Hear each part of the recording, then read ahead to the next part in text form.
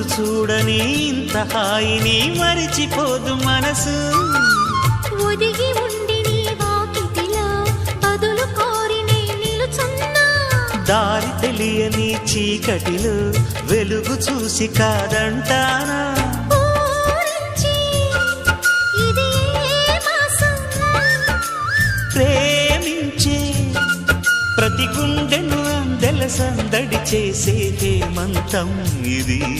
మన సొంతం అయినది. కిలకిల నవ్వే కోయిల కోసం వచ్చింది మధుమాసం. మిలమిల